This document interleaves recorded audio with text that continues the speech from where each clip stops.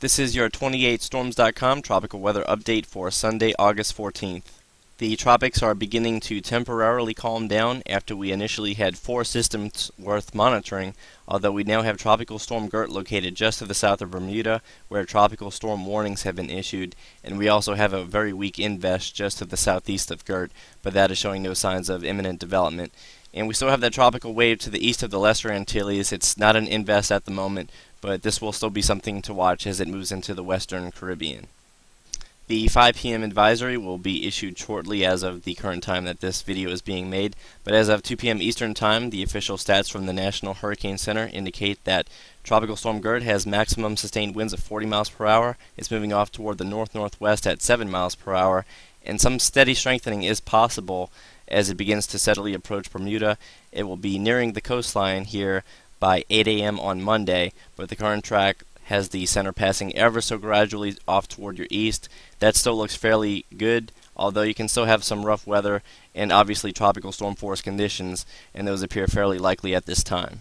It may be somewhat difficult to make out Bermuda on this map, but it's located right around here, and as we can see, the latest forecast models are in very close agreement with the official forecast track, which is highlighted in red.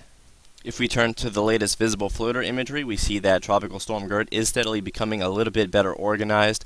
At the initial beginning of the satellite animation, we see that the low-level center was a bit exposed off toward the north, but within the last few hours we see that convection is beginning to spread a bit more toward the north and west, which is an indication that the upper-level conditions are becoming a little bit more favorable. But on water vapor imagery, we do notice that there is a weak upper-level low located just to the southwest of Gert, so that could begin to induce some more southeasterly wind shear within the next 24 hours.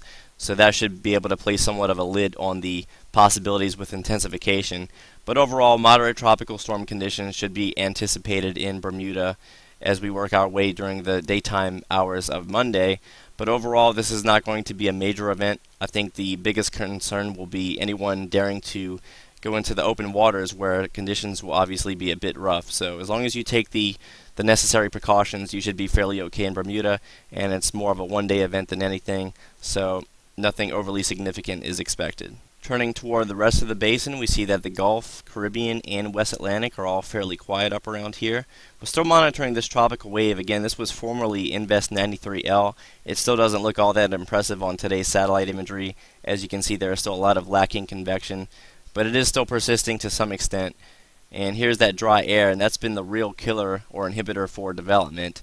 And the models really don't show much in the way of development over the next 4 to 5 days.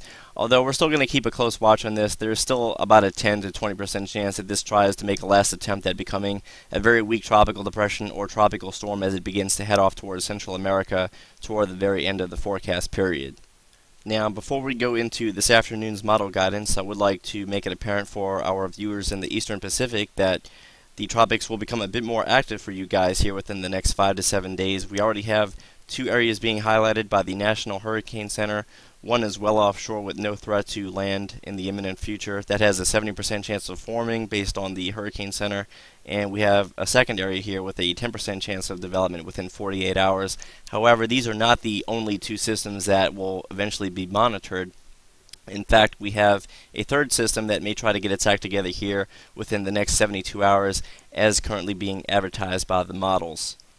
As we can see today, however, there's really nothing overly organized just yet, but the entire monsoon trough, all the way from the extreme eastern Pacific all the way almost into the central Pacific, is very active, and it's only a matter of time until we probably get multiple tropical cyclones here within the next 10-day period. Now, if we turn to the latest 12Z CMC forecast, the main theme today is that it keeps much of the Atlantic Basin relatively calm in the Atlantic Basin after we get rid of Tropical Storm Gert. If anything, we have a very weak tropical wave forecast to be just to the east of the Lesser Antilles by 144 hours, as noted by this 850 millibar vorticity max. But also look at how active the Eastern Pacific is forecast to become. We have a series of lows forecast to develop along the monsoon trough, and every single one of these lows will have to be closely monitored for tropical cyclone formation. As of right now, the Canadian keeps all of these systems to the south of Mexico, but this is a fluid situation. The 12Z GFS is very similar. Also notice the tropical wave currently to the east of the Lesser Antilles is still forecast to continue moving toward the west here in the general direction of Honduras and Belize, and I know we have a lot of interests here in Belize that keep an eye on the videos. I wouldn't be overly concerned about this feature. None of the models are truly showing much in the way of development. Again, I would place the odds at actual formation at about 10%, and there's really not that much significant sign of imminent development here. And also, much like the 12Z CMC, we see that the Eastern Pacific is expected to produce multiple tropical cyclones here, once again along that active monsoon trough. We're now going to switch gears to the 12Z ECMWF. We see that the tropics are forecast to be relatively quiet here. By 48 hours, we see that Tropical Storm Gert is beginning to leave the picture as it's being steered northeast by a trough. Here's that incoming tropical wave in the eastern Caribbean. As we work our way into 72 hours, it's just to the south of Hispaniola. And by day 4 and day 5, we do see that it does try to intensify a little bit, and the track is a bit more toward the south compared to the GFS, taking it more into Honduras and Nicaragua versus Belize. And then by day 6, it's beginning to move inland, while much of the rest of the Atlantic basin remains quiet.